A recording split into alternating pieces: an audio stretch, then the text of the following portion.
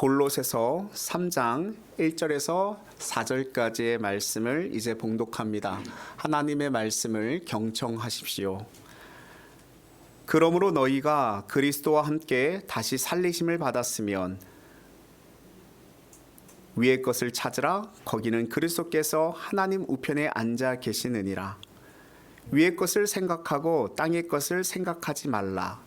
이는 너희가 죽었고 너희 생명이 그리스도와 함께 하나님 안에 감추어졌음이라. 우리 생명이신 그리스도께서 나타나실 그때에 너희도 그와 함께 영광 중에 나타나리라. 아멘.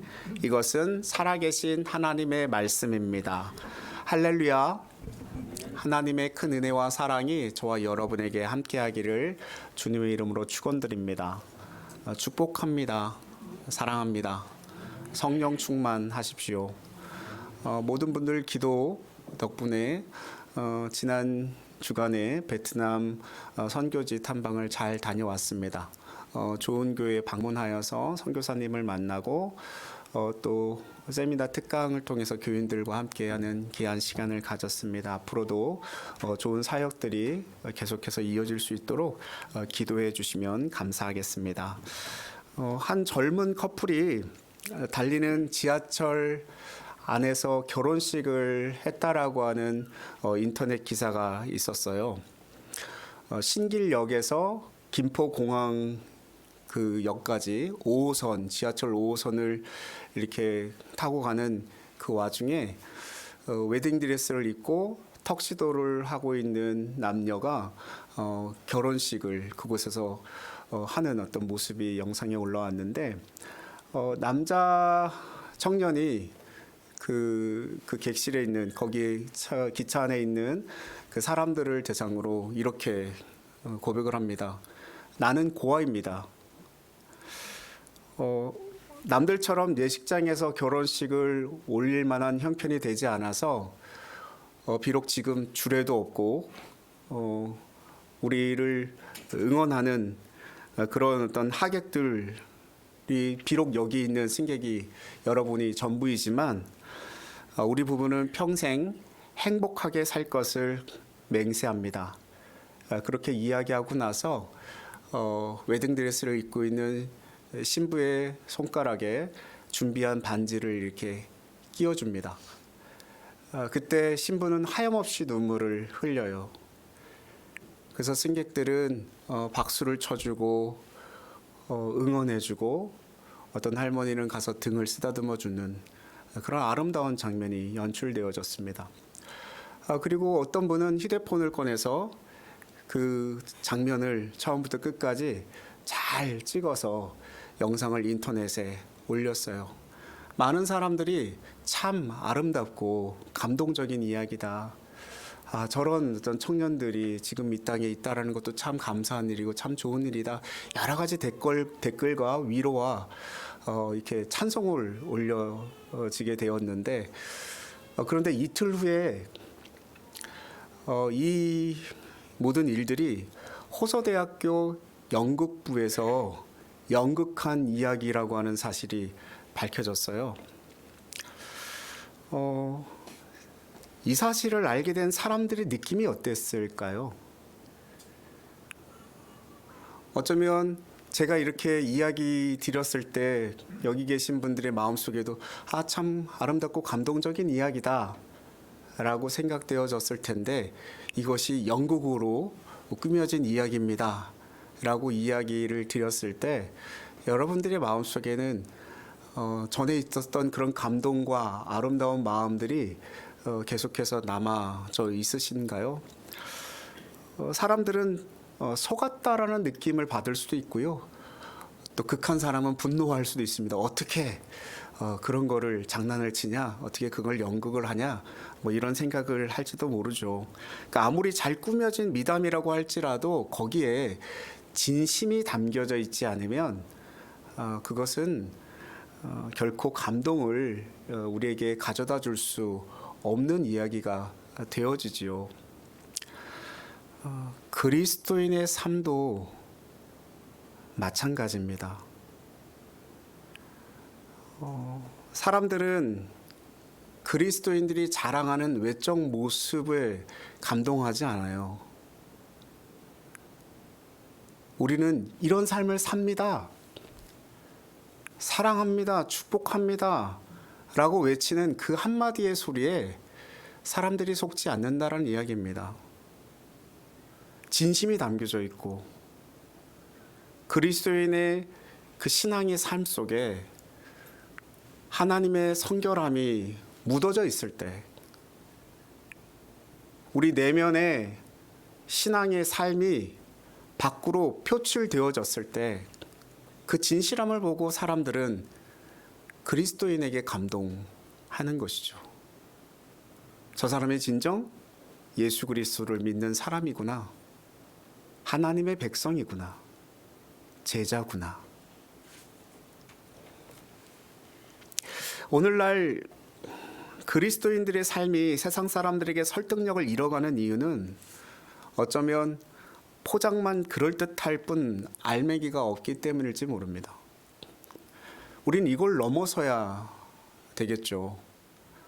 새롭게 된 어떤 삶의 진수, 삶의 모습, 이게 우리들에게 나타나야 세상의 사람들이 예수 그리스도의 그 생명, 십자가의 보혈, 그 복음, 그것에 감동하는 거 아니겠습니까?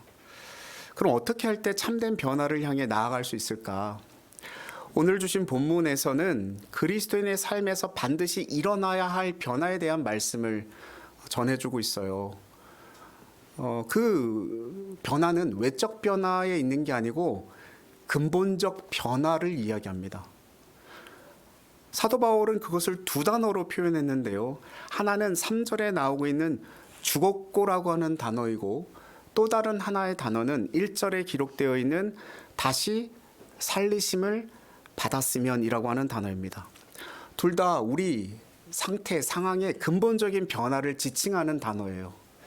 죽었다라고 하는 말은 단번에 죽었기 때문에 더 이상 소망을 둘 수 없는 상태를 이야기합니다. 이것은 우리가 범한 죄의 결과로 죽었다라는 것이고, 과거에 저와 여러분 우리의 모습이었습니다. 그랬던 우리가 예수 그리스도와 함께 살리심을 받게 되었다라는 거예요. 다시 살아났다라는 것입니다. 예수 그리스도가 행하신 구속의 역사, 그 예수 그리스도의 보혈의 피, 그리고 십자가의 죽으심으로써 우리의 죄악을 건져내셨고 부활하심으로 우리에게 새로운 생명을 주셨다. 그리고 새 생명의 축복을 안겨주셨다 하는 것이, 그게 복음의 진수 아니겠습니까? 이것을 3절에서는 너희 생명이 그리스도와 함께 하나님 안에 감추어졌습니다 라고 표현을 했습니다. 그러니까 우리의 생명이 어디에 있다라는 거예요? 예수 그리스도 안에 잘 보관되어져 있다라고 표현을 하고 있어요. 이것만큼 놀랍고 위대한 축복이 어디 있을까요? 이것만큼 우리에게 큰 축복을 안겨다 주는 게 어디 있을까요? 그럼에도 오늘 우리의 삶은 생명력이 없을 때가 참으로 많아요. 무기력하고 답답해하고 쳇바퀴 돌듯 제자리에 멈춰서서 그냥 맴돌 때가 얼마나 많이 있는지, 이유가 무엇일까 생각해 보면요, 그리스도인이 됐다라고 하는 신분적 변화에 만족할 뿐이지 생활 속에서 변화를 추구하고 있지 않기 때문에 그래요. 제가 계속 말씀드렸던 근본적인 어떤 이야기로 또 다시 돌아갈 수밖에 없는데, 예수 그리스도를 영접했다라고 하는 이야기는 예수 그리스도를 믿음으로 말미암아 나를 위해 죽으시고 나를 위해 다시 살리신 그분으로 말미암아 나의 모든 죄가 사하여졌다, 내 죄가 용서함을 받았다라고 하는 놀라운 이야기가 펼쳐지는 거 아닙니까? 그걸 우리는 믿는 거고, 그걸 인정하는 것이고, 그걸로 기뻐하는 거잖아요. 내 죄가, 하나님 앞에 모든 죄가 다 사라졌다, 해결됐다, 그걸로 너무 기뻐해요. 그거 누구든 다 받아들입니다. 너무 좋아라 하면서. 근데 또 한 가지가 영접하면서 남아있지요. 그게 무엇입니까? 주인됨의 바뀜이에요. 예수 그리스도를 믿기 전에는 내 생명이 죽었고 내가 주인된 삶을 살았기 때문에 죽었는데, 예수 그리스도를 믿고 영접한 이후에는 그 주인이 바뀌는 거거든요.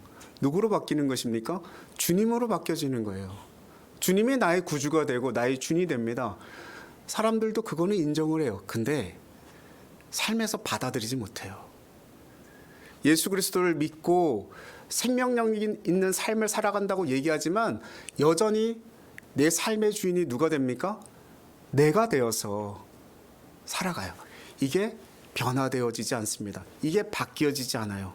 이 근본적인 변화가 이루어지지 않는 이상 우리의 신앙과 우리의 믿음은 힘들어질 수밖에 없어요. 고통스러워질 수밖에 없어요. 거기서 계속 부딪히거든요. 거기서 계속 막히거든요. 그래서 문의는 그럴듯한데 삶의 열매는, 나와지는 어떤 열매들은 세상에 있는 사람들과 똑같은 열매를 맺습니다. 나는 포도나무여 너희는 가지니.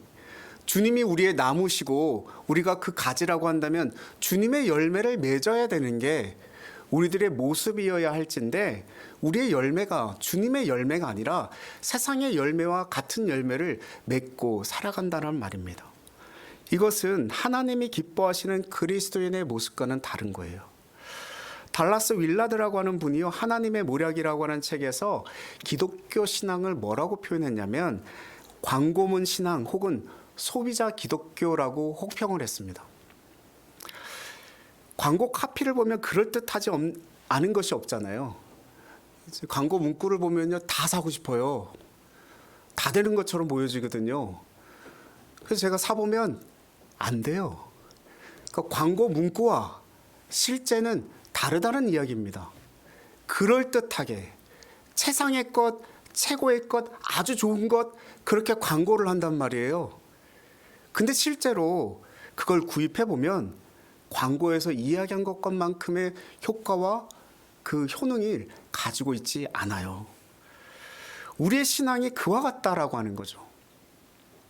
그럴듯해 보이고 뭔가 최상의 삶을 사는 것처럼 보여지는데 실제는 그렇지 않다라는 것입니다. 뿐만 아니라 우리의 신앙이 즐기고 누리고 소모하는 데만 맞춰져 있다면 이건 역시 참 부끄러운 일 아니겠습니까? 그러니까 우리가 옛날의 방식, 옛날의 가치관을 그대로 가진 채 어떻게 하나님의 영광을 돌리며 살아갈 수 있겠냐라는 거예요. 바뀌어져야 되는 거죠. 변화되어져야 되는 거죠. 저는 교회도 똑같다라고 생각이 들어요. 교회가 그냥 더 많은 성도를 모으고 교회가 더 커져야만 하고 더 큰 영향력을 행사하고 싶은 열망 때문에 목회를 하고 교회가 되어진다고 한다면 거기에는 문제가 있을 수밖에 없는 거 아니겠습니까? 세상적 성공을 그대로 옮겨놓은 곳, 그것이 교회라고 한다면, 그게 목회라고 한다면 이건 분명히 문제가 있는 거잖아요. 목적과 가치가 있는 거죠. 그걸 위해서 부흥하는 것이고, 그걸 위해서 성장하는 것이고, 그걸 위해서 영향력을 발휘하는 거 아니겠습니까? 선한 영향력을. 이것을 우리는 넘어서야 되죠. 주님이 주신 새로운 삶에 끊임없이 도전하는 삶을 그래서 살아야 하는 것입니다. 그래야 하나님이 기대하시는 바른 삶, 그리스도인의 삶을 살아갈 수가 있게 되어지는 거예요. 그렇다면 어떻게 할 때 주님이 기뻐하실 새로운 삶을 향해 우리가 나아갈 수 있을 것인가? 1절 말씀을 같이 한번 읽어보겠습니다. 같이 읽습니다. 그러므로 너희가 그리스도와 함께 다시 살리심을 받았으면 위의 것을 찾으라. 거기는 그리스도께서 하나님 우편에 앉아 계시느니라. 아멘.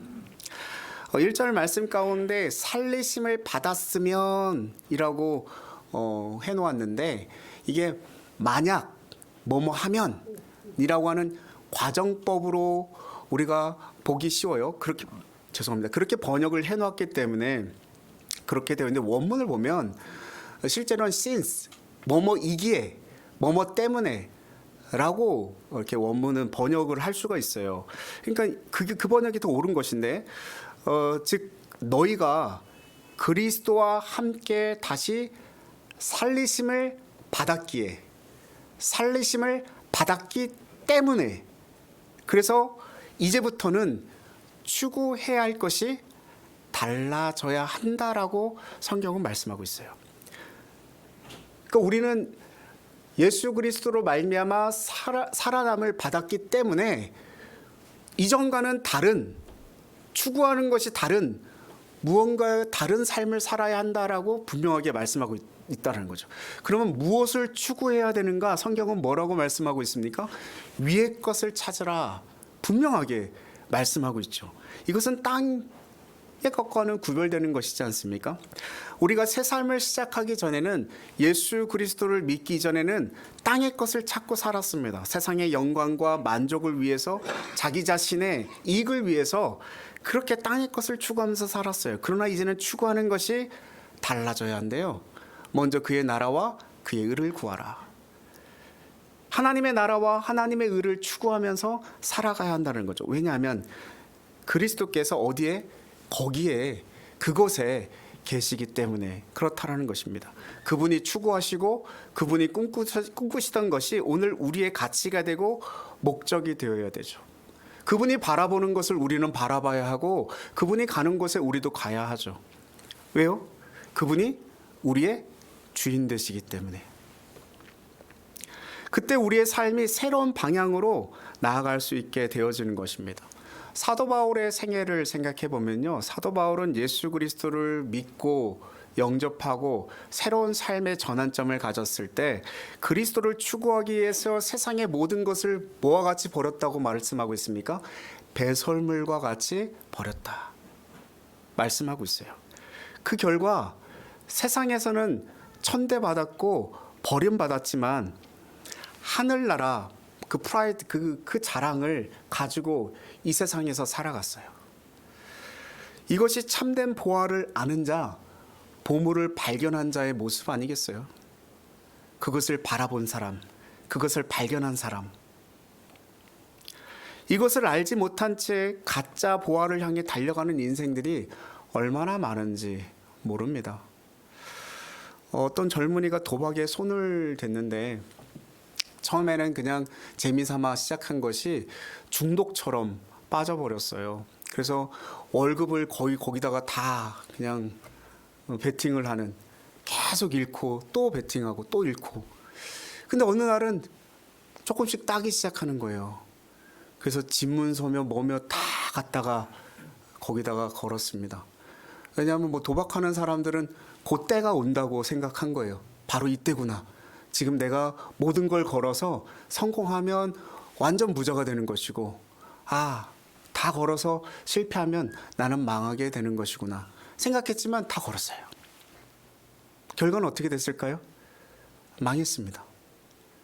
그리고 그 젊은이는 자살을 했어요. 근데 자살하기 전에 쪽지에다가 메모로 한 문장을 써놓았는데 뭐라고 기록을 해놨냐면, 내 그럴 줄 알았다. 여러분, 그럴 줄 알았으면 하지 말아야 되는 거 아닙니까? 그럴 줄 알았는데 왜 그렇게 했을까요? 근데 이게 우리의 현실의 삶 아닙니까? 알고 있는데도 불구하고 그걸 또 하고 있어요. 알고 있는데도 불구하고 거길 또 가요.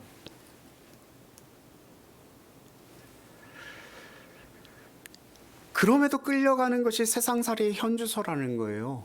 그렇지만요, 하나님의 사람은 다르다는 거죠. 참된 가치, 참된 생명에 목숨을 거는 사람은 그 인생의 삶이 달라진다는 것입니다. 주님의 영광을 위해 바른 삶, 그리스도의 삶을 살아가게 된다는 것이죠. 새로운 삶을 위한 두 번째 권면이 2절에 있는데요. 2절도 한번 읽어보겠습니다. 같이 읽습니다. 위의 것을 생각하고 땅의 것을 생각하지 말라. 아멘.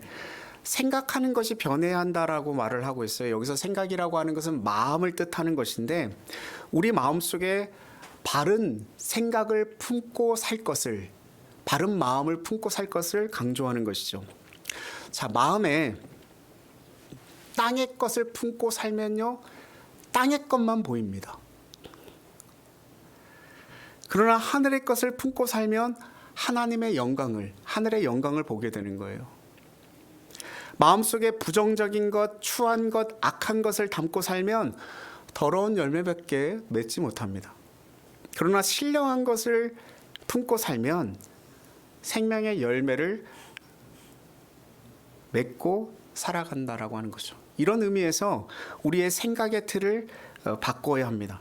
그래야 하나님이 기뻐하실 삶을 펼쳐낼 수가 있어요. 그래서 로마서 12장 2절에서는 이렇게 말씀하죠. 너희는 이 세대를 본받지 말고 오직 마음을 새롭게 함으로 변화를 받아 하나님의 선하시고 기뻐하시고 온전하신 뜻이 무엇인지 분별하도록 하라. 아멘. 저에게 많은 분들이 질문해 와요. 하나님의 뜻이 무엇입니까? 하나님의 뜻을 도통 알 수가 없습니다. 제가 말씀드려요. 성경에 다 나와 있어요.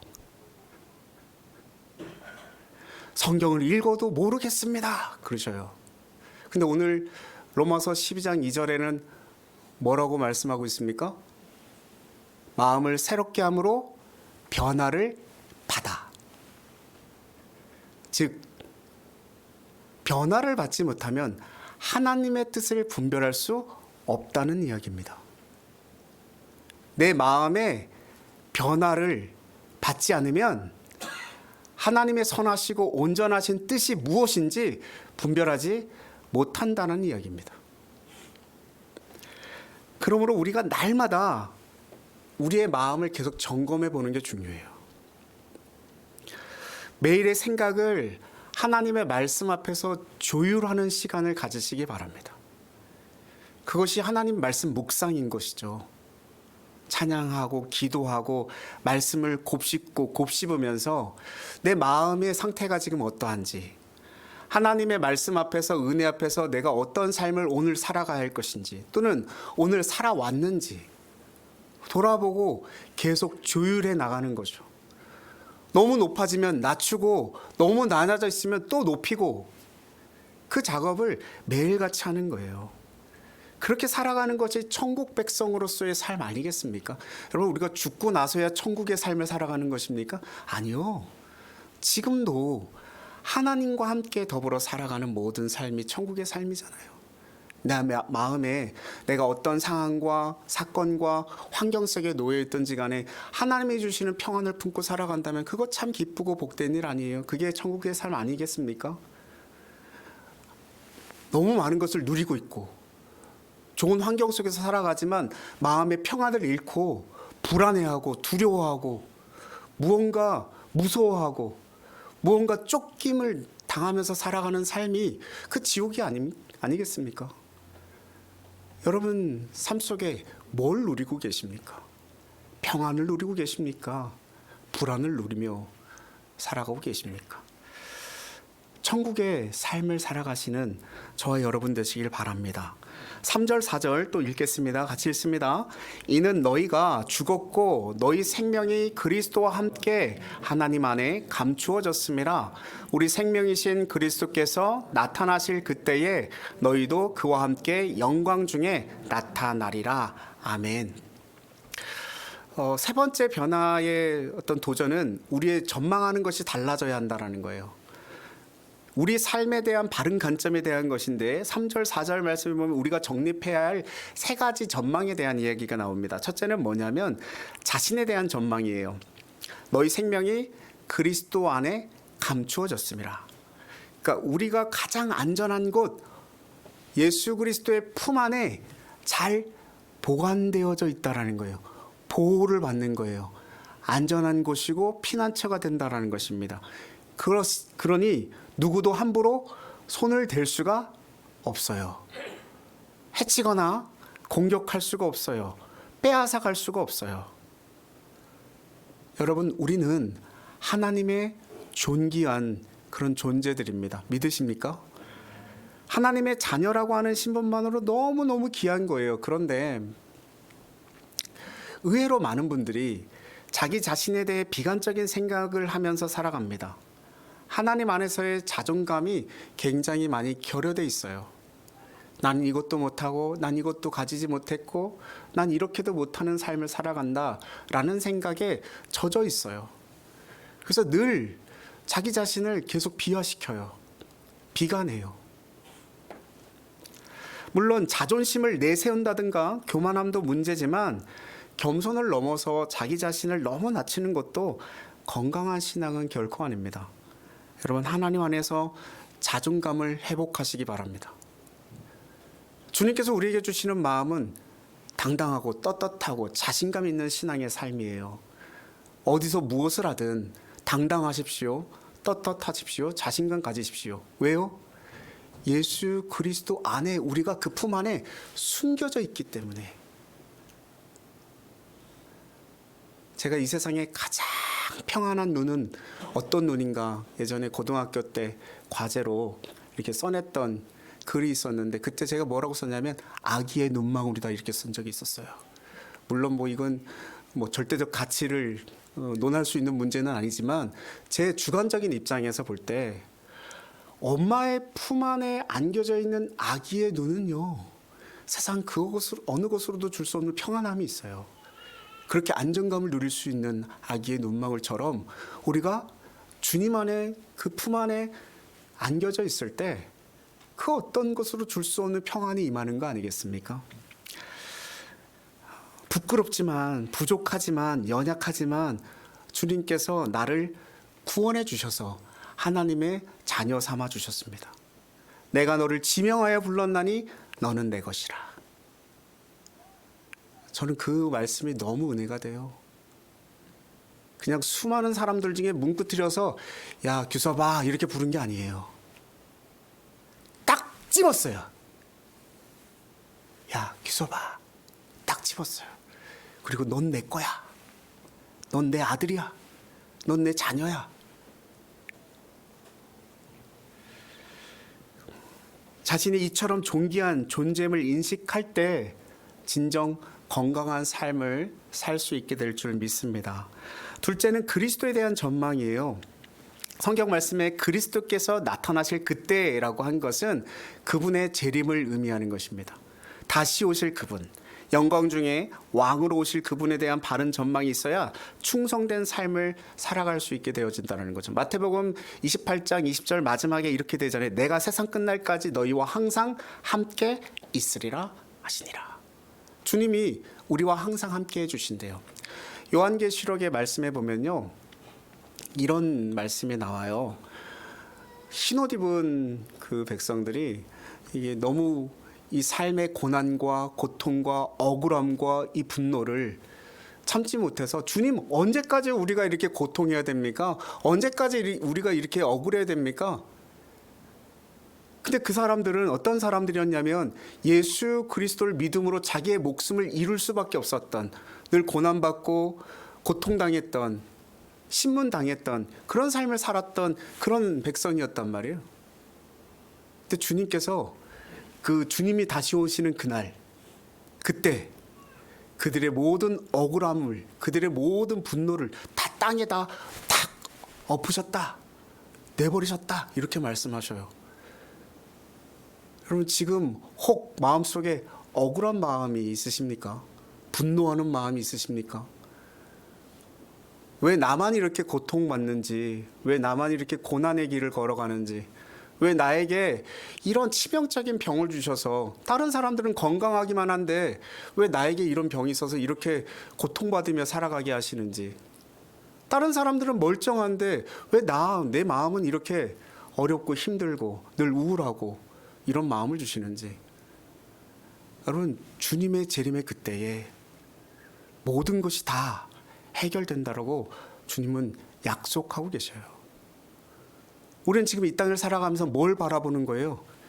그리스도의 다시 오심, 그 재림을 소망하면서 살아가고 있는 것이죠.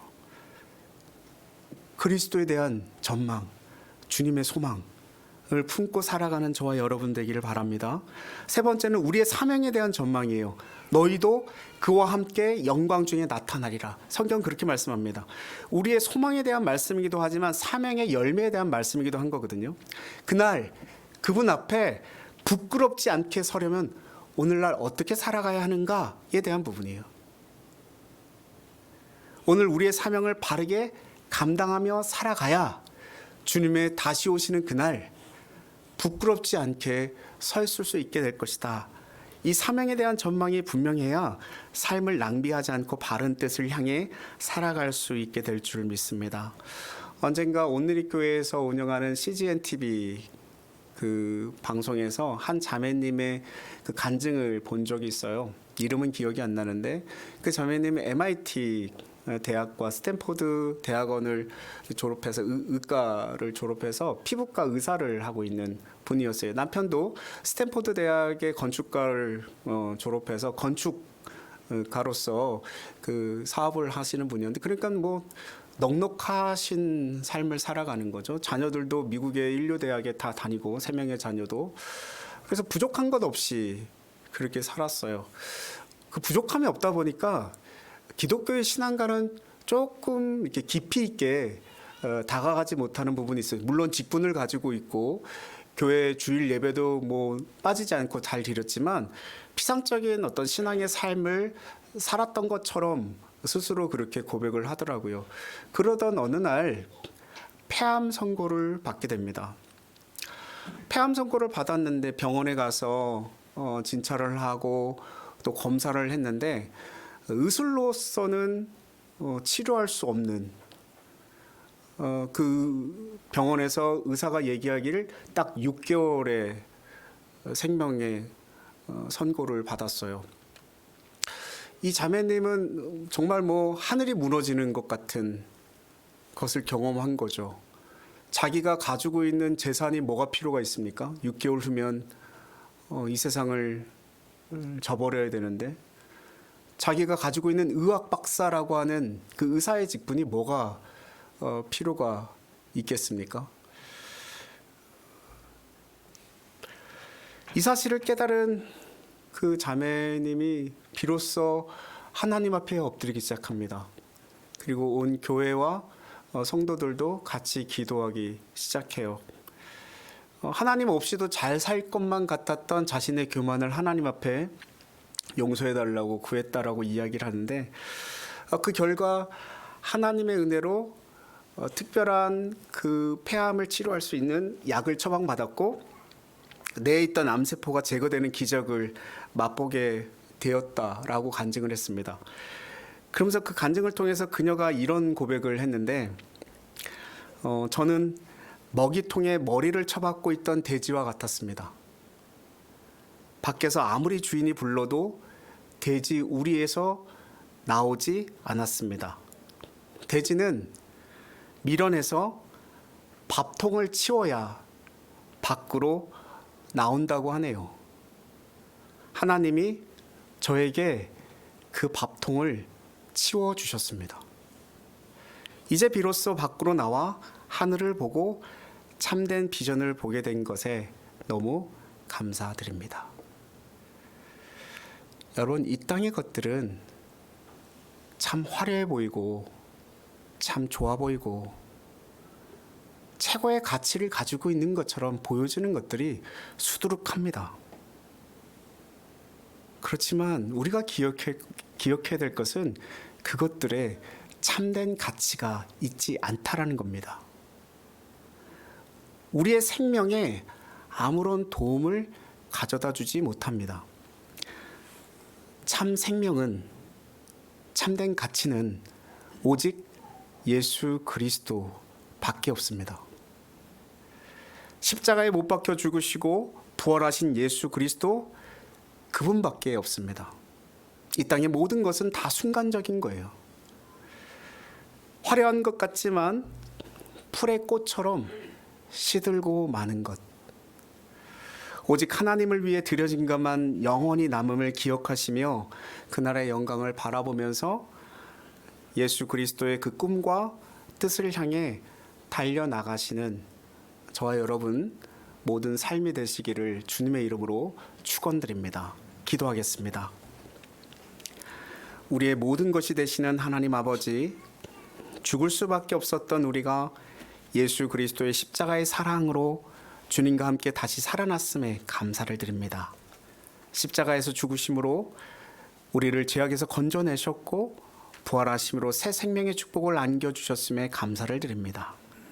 그럼에도 오늘 우리의 삶을 돌아보면 생명력이 없을 때가 많았고 무기력하고 답답한 그런 삶이 많았음을 고백합니다.